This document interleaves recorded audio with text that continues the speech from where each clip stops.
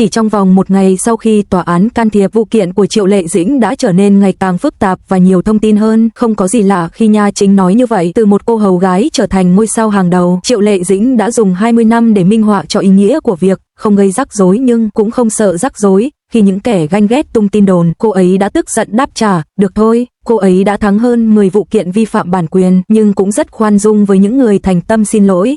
Tính khí nóng nảy, rõ ràng trong những điều mình thích và không thích, hoàn toàn phù hợp với dự đoán của Nha Chính hồi đó. Cô ấy là Lục Trân, một tâm hồn dữ dằn ẩn dưới vẻ ngoài dịu dàng. Tôi tá là cô gái này nhất định sẽ nổi tiếng. Năm 2008, An Nghi Xuyên đã đưa ra dự đoán đó ngay lần đầu tiên nhìn thấy cô hầu gái nhỏ nhắn ấy. Gần 20 năm đã trôi qua, thế giới đã thay đổi đáng kể và ngành giải trí cũng trải qua nhiều thăng trầm. Triệu Lệ Dĩnh quả thực đã trở thành một nghệ sĩ bình dân, được yêu thích rộng rãi. Nhưng gai góc luôn là điều không thể tránh khỏi trên con đường trở thành nhà vô địch. Triệu Lệ Dĩnh cũng không ngoại lệ. Ngày 1 tháng 4, một thông báo chính thức đã đưa cô vào tâm điểm chú ý. Sau đó, các vụ kiện tụng khác nhau của Triệu Lệ Dĩnh cũng được đưa ra ánh sáng. Cuối cùng, mọi người đã tin lời của Ngọc Chính, hãy tận hưởng cuộc sống khi còn có thể. Nhìn Triệu Lệ Dĩnh bây giờ, ấn tượng đầu tiên của nhiều người là cô ấy đã thay đổi. Những năm đầu sự nghiệp, cô ấy là Xuê San San, Hua Che-ngu, một cô gái chỉ gợi lên những từ ngữ trong sáng và dễ thương. Nhưng giờ đây, ánh mắt cô ấy toát lên vẻ điềm tĩnh được tôi luyện qua thời gian. Cảm giác về quá khứ ấy thật cuốn hút. Mặc dù tính khí của cô ấy đã thay đổi, nhưng sự thẳng thắn và mạnh mẽ vốn có của cô ấy thì không bao giờ thay đổi. Nhiều người lần đầu tiên biết đến sự thẳng thắn của Triệu Lệ Dĩnh qua hình ảnh của cô ấy trên các chương trình giải trí. Có lẽ đó là chủ ý của các biên tập viên, hoặc có lẽ bản thân cô ấy vốn thẳng thắn. Những lời nhận xét sắc bén của cô ấy thực sự rất táo bạo. Đó là lý do cô ấy có biệt danh Trạm Tiểu Đảo, nghĩa là chạm lưỡi sắc. Nhưng chính sự thiếu tế nhị này lại làm nên sự hiếm có của cô ấy. 15 năm trước, khi mới bắt đầu nổi tiếng, cô thường bị cư dân mạng nhầm lẫn với Dương Mịch. Đáp lại, cô đã trực tiếp đăng tải trên mạng xã hội, có phải tất cả những người có mắt to và rẽ ngôi giữa trong Cung Điện, một bộ phim truyền hình nổi tiếng của Trung Quốc, đều là Dương Mịch không? Trong thời đại mà các nghệ sĩ vô cùng thận trọng, sợ làm mất lòng ai đó, tác động của những lời nói đó thật khó tưởng tượng. Dù vậy, Triệu Lệ Dĩnh chưa bao giờ muốn trở nên mềm yếu. Sau đó, trong một cuộc phỏng vấn, khi được hỏi về quan điểm của cô ấy về sự cạnh tranh khốc liệt trong ngành giải trí, tuyên bố của cô ấy, tôi sẽ không tham gia, nhân cách và bản thân tôi phải trong sạch, đã thể hiện sự cao thượng của cô ấy. Và khi được hỏi về định nghĩa thành công của mình, câu trả lời của cô ấy thẳng thắn đến bất ngờ, tôi tự hào, tôi quyến rũ, và tôi không phủ nhận những điều này. Sự thẳng thắn này, nói ra suy nghĩ của mình, là điều vô cùng hiếm thấy. Sự dũng cảm của cô ấy không chỉ là lời nói suông. Đối mặt với những thay đổi mạnh mẽ trong bản chuyển thể sao huyền thoại phi sao, cô ấy đã trực tiếp đăng một bức ảnh so sánh hai phiên bản bánh hamburger lên Weibo. Không một lời nào được nói ra, nhưng mọi thứ đều được hiểu rõ. Đối với Triệu Lệ Dĩnh, nhiệm vụ duy nhất của cô ấy là chịu trách nhiệm với công việc và vai diễn của mình. Hơn nữa, tại sự kiện đêm Weibo, cô ấy đã trực tiếp chỉ trích nền tảng này trước công chúng. Và phản ứng của cô ấy trước những tin đồn lan truyền về một cuộc hôn nhân bí mật thậm chí còn đáng kinh ngạc hơn. Rõ ràng khác biệt giữa tình yêu và thù hận. Tháng 5 năm ngoái, tin đồn Triệu Lệ Diêm và một đạo diễn bí mật kết hôn bất ngờ xuất hiện. Từ việc người đàn ông đưa con về nhà người phụ nữ đến việc cố tình tìm kiếm những bức ảnh chụp chung của cặp đôi. Quốc tịch Myanmar của người đàn ông cũng bị phơi bày. Tin đồn lan truyền gần một tuần, không quá nhiều cũng không quá ít. Ban đầu Triệu Lệ Diêm không muốn để ý, nhưng nó trùng với thời gian quảng bá cho bộ phim mới của cô. Vì vậy, Triệu Lệ Diêm thông minh đã chọn cách tận dụng sự chú ý xung quanh vụ việc này để quảng bá cho tác phẩm mới của mình. Người hâm mộ của cô cũng rất ủng hộ, nhiệt tình chia sẻ bài đăng. Ngay khi sự ồn ào dường như lắng xuống, một diễn biến khó hiểu hơn nữa đã xảy ra. Chủ đề thịnh hành, đây có được coi là thông báo chính thức về mối quan hệ của cô ấy không? Được đưa ra, khiến tình hình lại leo thang, từ những cáo buộc về việc bí mật kết hôn và sinh con đến nhiều lời công kích cá nhân vô căn cứ. Ngay cả gia đình cô cũng bị lôi vào cuộc. Đủ rồi, một câu duy nhất, được thôi, đồ khốn, đã giáng một cú tát mạnh vào mặt tất cả mọi người. Ngay cả sau khi lên tiếng, cô ấy vẫn phải đối mặt với nhiều chỉ trích. Mặc dù bị gọi là bốc đồng và chưa trưởng thành, cô ấy đã có đủ sức mạnh và sự tự tin để phớt lờ những lời lẽ ác ý này. Điều đáng chú ý hơn nữa là cô ấy thậm chí còn có khả năng dập tắt những lời công kích ác ý đó. Một tuyên bố được đưa ra vào ngày 1 tháng 4 năm 2026 là bằng chứng rõ ràng nhất cho điều này. Ngày 1 tháng 4, tờ Sao Nhân dân báo Sao đã đăng tải một tuyên bố xin lỗi. Tuyên bố này đến từ một người đàn ông tên là Vương Thành. Hóa ra anh ta là một kẻ thù của Triệu Lệ Dĩnh. Trước đây, thói quen hàng ngày của anh ta là tấn công Triệu Lệ Dĩnh trên mạng xã hội. những lời lẽ đó có thể dễ dàng được mô tả là xúc phạm và vu khống. Nhưng Triệu Lệ Dĩnh không phải là người dễ bị bắt nạt. Cô ấy đã đệ đơn kiện, đưa anh ta ra tòa. Với bằng chứng không thể chối cãi, Vương Thành còn có thể phản bác điều gì nữa. Lời xin lỗi là lựa chọn duy nhất của ông ta, và quả nhiên, hôm qua báo Sao Nhân dân Tòa án Sao đã đăng tải lời xin lỗi của ông ta. Những kẻ có ý đồ xấu cuối cùng cũng phải trả giá cho lời nói của mình. Và đây chỉ là phần nổi của tảng băng chìm trong cuộc chiến giành lại quyền lợi của Triệu Lệ Dĩnh. Tòa án đã đưa ra lời xin lỗi chỉ một ngày trước đó. Cư dân mạng cũng đã tìm lại tất cả các vụ kiện mà Triệu Lệ Dĩnh đã theo đuổi trong những năm qua. Một vụ án nổi bật hơn cả, một cuộc theo đuổi công lý không ngừng nghỉ. Nhìn kỹ hơn vào các vụ kiện của Triệu Lệ Dĩnh trong những năm qua cho thấy hai loại chính. Một là các tranh chấp liên quan đến việc xâm phạm quyền hình ảnh của cô ấy đối với các doanh nghiệp và thương nhân. Loại còn lại là các tranh chấp liên quan đến việc phỉ báng và xúc phạm người dùng trực tuyến. Trong mỗi trường hợp, cô ấy đều đấu tranh với lý lẽ và bằng chứng xác đáng, nhận được sự ngưỡng mộ. Mỗi vụ án cũng rất giàu thông tin. Hãy bắt đầu với vụ kiện quyền hình ảnh nổi tiếng nhất. Là một ngôi sao hàng đầu, nhan sắc của Triệu Lệ Dĩnh không thể phủ nhận là rất cuốn hút. Đây là lý do tại sao một số doanh nghiệp lại chọn cách mạo hiểm. Họ sử dụng hình ảnh của cô để quảng cáo sản phẩm và quảng bá thương hiệu mà không được phép thu lợi từ đó. Đối mặt với sự xâm phạm như vậy, Triệu Lệ Dĩnh đã không chọn cách làm ngơ. Thay vào đó, cô kiên quyết sử dụng các biện pháp pháp lý để bảo vệ quyền lợi của mình. Ví dụ điển hình nhất là vụ tranh chấp bản quyền hình ảnh năm 2025. Một công ty ở Quảng Châu đã sử dụng tên của Triệu Lệ Dĩnh để quảng bá sản phẩm mà không được sự cho phép của cô. Sau khi nhóm của Triệu Lệ Dĩnh phát hiện ra điều này, họ đã ngay lập tức kiện công ty. Tòa án, tất nhiên, đã xử lý vụ án một cách công bằng. Cả lời xin lỗi và bồi thường đều được yêu cầu. Tuy nhiên, sau khi phán quyết có hiệu lực, người phụ trách đã dùng đến những thủ đoạn bất chính. Việc từ chối tuân thủ đã dẫn đến tin xấu hơn bị coi là người vi phạm. Đến mức này chắc chắn sẽ dẫn đến sự khinh miệt. So với vi phạm bản quyền thương mại, sự cứng rắn của Triệu Lệ Dĩnh càng thể hiện rõ hơn trong cuộc chiến chống lại hành vi phỉ báng trên mạng. Từ năm 2023 đến năm 2026, hầu như năm nào cô cũng thắng kiện nhiều người dùng mạng đã xúc phạm hoặc phỉ báng Triệu Lệ Dĩnh. Các phán quyết cuối cùng đối với những người dùng này chủ yếu liên quan đến bồi thường và lời xin lỗi công khai. Vụ án gây ảnh hưởng nhất là của Hạ Mẫu U. Ông ta, giống như công ty đã đề cập ở trên, đã phạm tội nhưng từ chối thừa nhận hoặc đối mặt với hậu quả.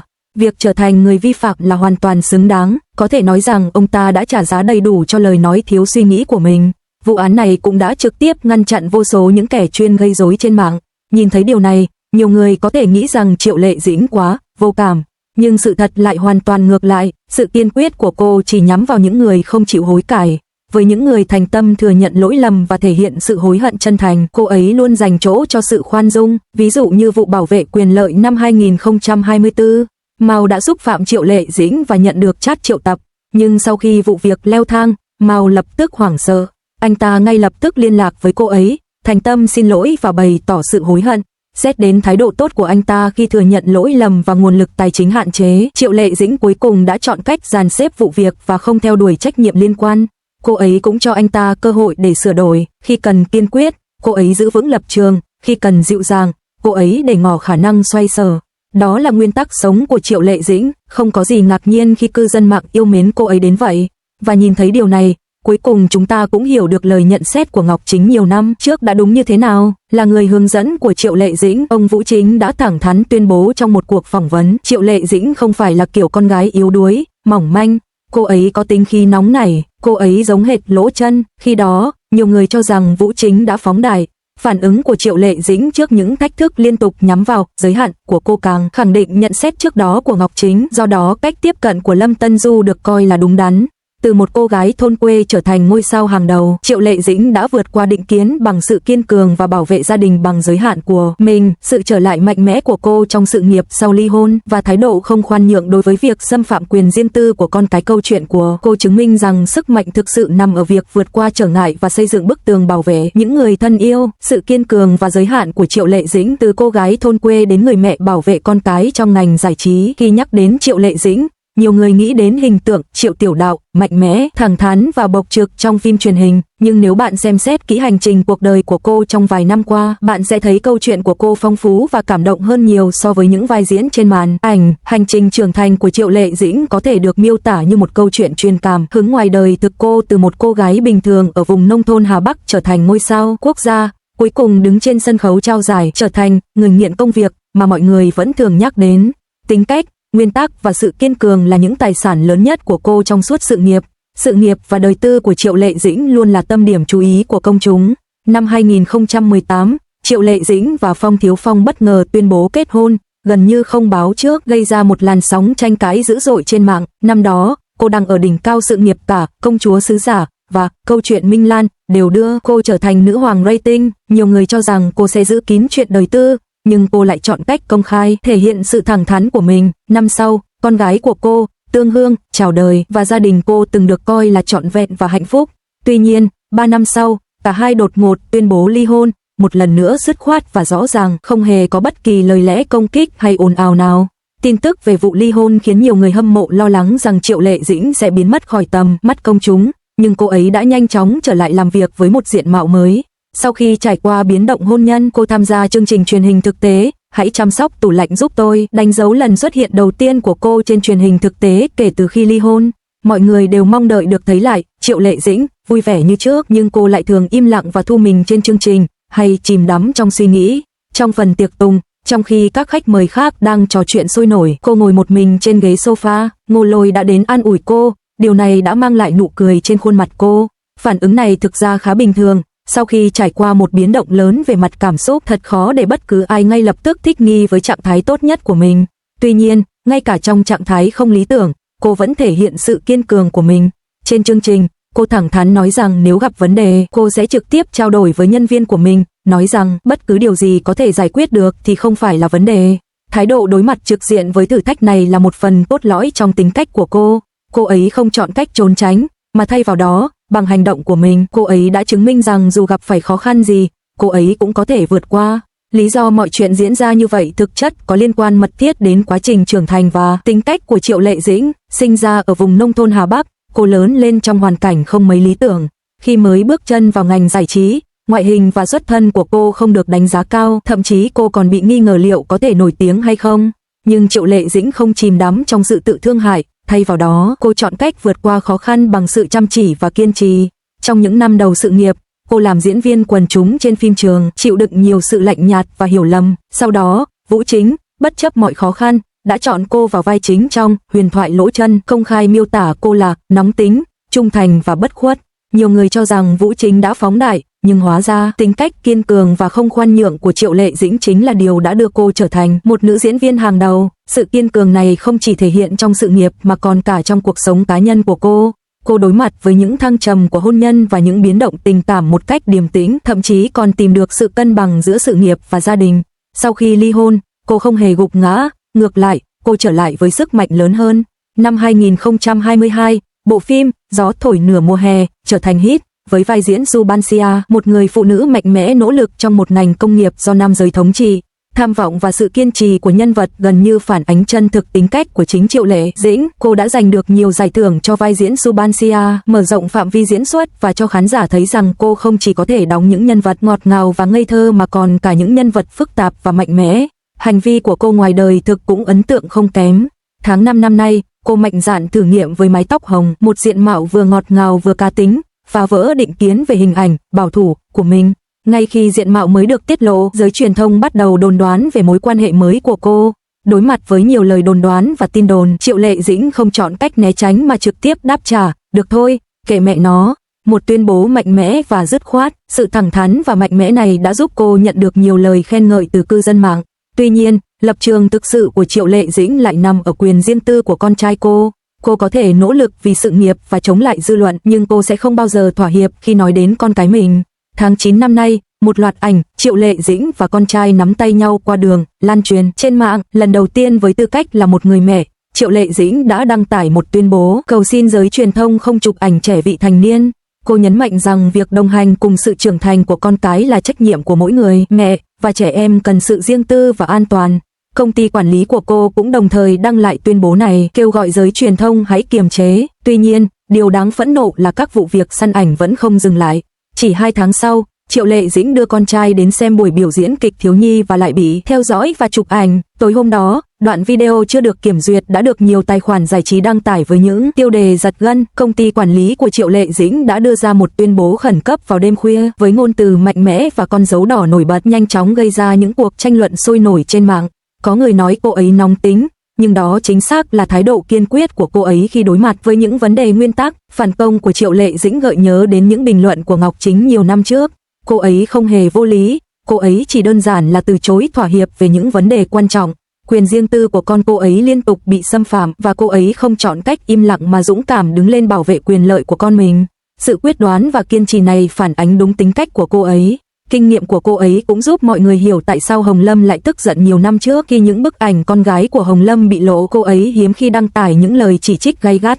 Phản ứng của những người mẹ này, trên thực tế, chỉ là điều tự nhiên. Cho dù là người nổi tiếng hay người bình thường, bảo vệ con cái là bản năng.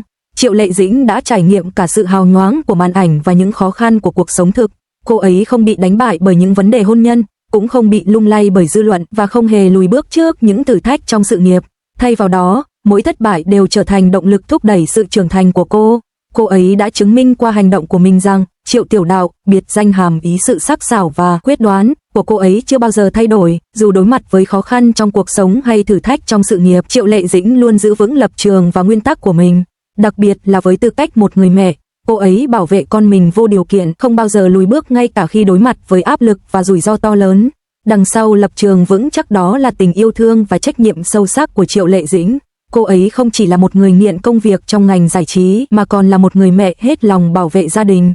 Trong tương lai, cô ấy sẽ phải đối mặt với nhiều thử thách hơn nữa. Cuộc sống của người nổi tiếng luôn được phóng đại và sự trưởng thành của con cô ấy chắc chắn sẽ thu hút sự chú ý.